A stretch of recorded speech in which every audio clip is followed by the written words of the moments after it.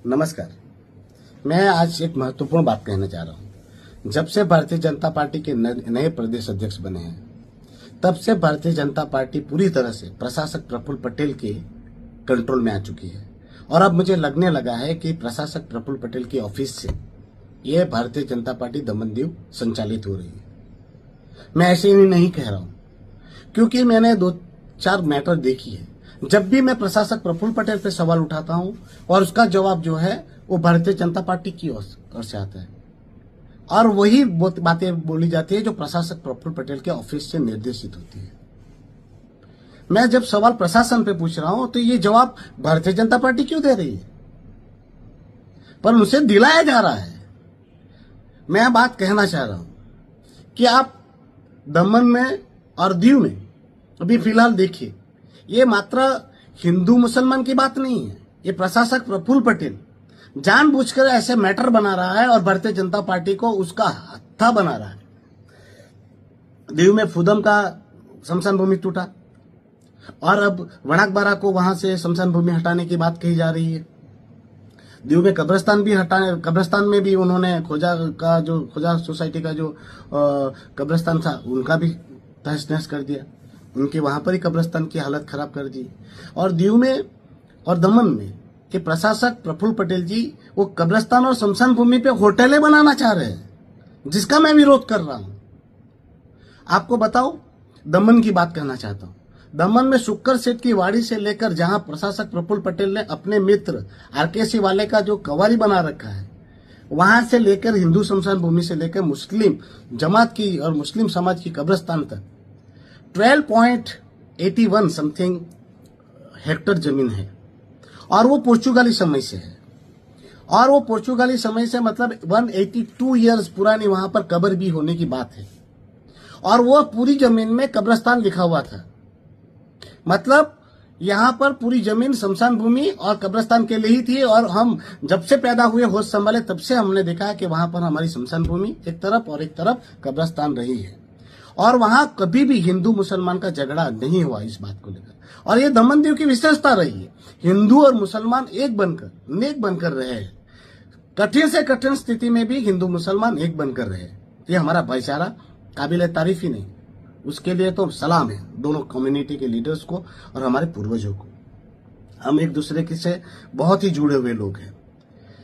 पर यहां जो जमीन की बात आती है तो उन्होंने कहा कि मुस्लिमों की इतनी जमीन और हिंदू को 10 गुंठा। गलत बात है। पूरी 32 एकड़ जमीन है।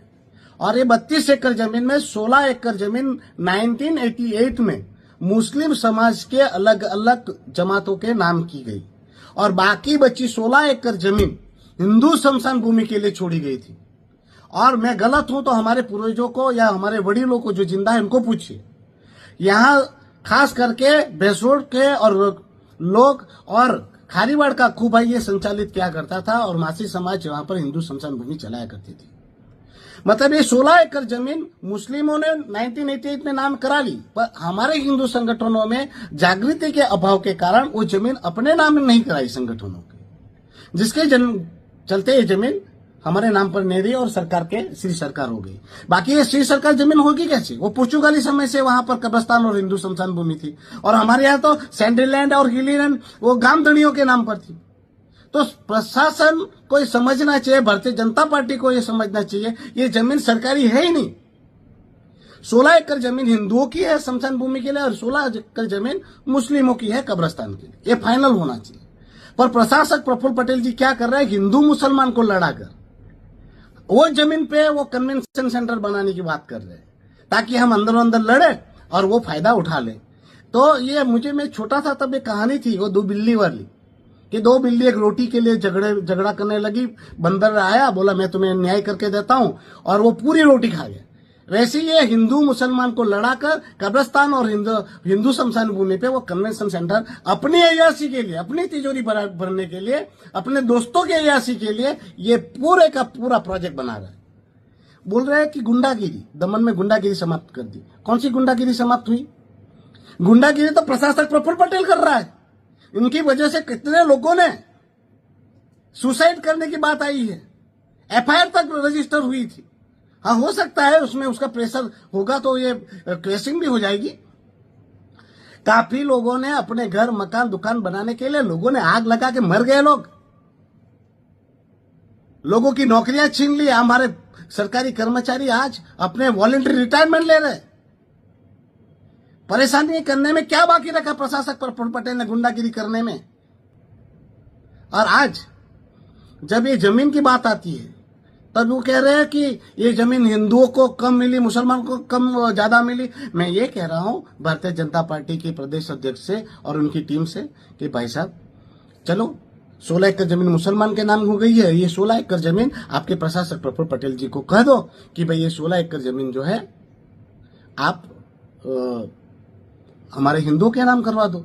और मैं प्रशासक प्रफुल्ल पटेल को वादा करता हूं कि ये जमीन 16 एकड़ जमीन जो है वो मैं उसमें एक अच्छे से अच्छा शमशान भूमि का निर्माण करवाता हूं। उसके लिए प्रशासक आपका पैसे की जरूरत नहीं है, पर यहाँ कन्वेंशन सेंटर हमें नहीं चाहिए, यहां भी नहीं चाहिए, कब्रिस्तान में भी नहीं चाहिए, हिंदू शमशान भूमि में दमन में भी नहीं चाहिए, दीव में भी नहीं चाहिए।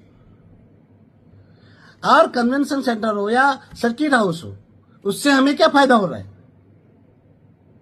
हमारे दमन दीव की जनता को, दादरा नगर हवेली जनता को क्या फायदा है? कौन से सर्किट हाउस में हमें राहत दर पर रूमें मिल रही है या सस्ते में या फ्री में रूम मिल रही है? सारे सर्किट हाउस तो आपने निजी कर दिए। जो 500 और 1000 रुपये में कमरे मिलते थे वो आज 10,000 12,000 में मिल रहे हैं। ये कन्वेंशन सेंटर भी आप किसी न किसको बेचने वाले होंगे, जैसे ताज ग्रुप को, जिंजर को आपने सब कुछ बेच ही दिया है। तो आपकी तिजोरी भरने के लिए, आपकी महत्वाकांक्षा की पूर्ति के लिए हमारी बलि क्यों चढ़ाई जा रही है? और दमन दीव की जनता को, दादरा नगर हवेली की जनता को मैं हाथ जोड़ के कहना चाहता हूं कि प्रफुल्ल पटेल की ये बातों में मत आइएगा और भारतीय जनता पार्टी के प्रोपगंडा में आप मत फंसिएगा। आप भारतीय जनता पार्टी को मैं ही कहना चाहता हूं, ये प्रशासक प्रफुल्ल पटेल की वजह से दमन दीव की एमपी की सीट तो गई, वो कलाबेन भी अगर भाजपा से नहीं लड़ती तो आपका सुपड़ा साफ था ही। और अब दमन दीव में नगर पालिका, जिला पंचायत और सब जगह आपका सुपड़ा साफ होने वाला है। आप इसी प्रकार से प्रशासक प्रफुल्ल पटेल की चरण वंदना करते रहोगे तो आप लोगों का हाल बेहाल हो जाएगा। और ये कृपया करके भारतीय जनता पार्टी का नाम बदनाम ना करो। आपकी तिजोरी भरने के लिए, आपको हफ्ता वसूली करने के लिए, आपकी अय्यासी के लिए, आप लोगों का फायदा करने के लिए आप लोग गरीब, लाचार, बेबसों की हाई मत लीजिए। और ये कब्रिस्तान और शमशान भूमि है, उसकी तो बददुआ लीजिएगा ही मत। कब्रिस्तान की अंदर रूहें और शमशान भूमि में जो आत्माएं वहां पर निवास करती है उनकी बददुआ छोड़ेगी नहीं। प्रशासक प्रफुल्ल पटेल का तो सत्यानाश हो ही जाएगा, मगर आप लोगों का भी सर्वनाश हो जाएगा। और जो बोल रहे हैं ना कि मैंने क्या किया है, जरा आप पूछिएगा आपके प्रशासक प्रफुल्ल पटेल को और आपको प्रशासन को कि उमेश पटेल ने कहां कहां डंडा घुसाया है। और ऐसी ऐसी जगह डंडा घुसाया ना कि प्रशासक प्रफुल्ल पटेल और उसके अधिकारियों की आवाज निकल नहीं रही है। और वो सीबीआई जो पीछे पड़ी है ना, वो कंगाल रही है। और एक बात और मैं अधिकारियों को कहना चाहता हूं कि सुन लो अधिकारियों, आईएएस आईपीएस दानिक सो सुन लो। आज जिस प्रकार से 37 ईयर के बाद वो कलेक्टर पे एफआईआर हुई है, वैसे ही एफआईआर आप लोगों पे होगी। आज तो प्रशासक प्रफुल्ल पटेल जी है और उसका पावर है तो आपको बचा लेगा, मगर जब वो जाएगा तो 5 साल नहीं, 10 साल नहीं, बाद में यही रिपोर्ट आपकी कारकिर्दी खत्म करेगा। आपका जीवन में ये ऐसा दाग लाएगा कि पूरी जिंदगी आप लोगों की ये जेल में जाएगी, क्योंकि ये पाप आपके छुपने वाले नहीं है।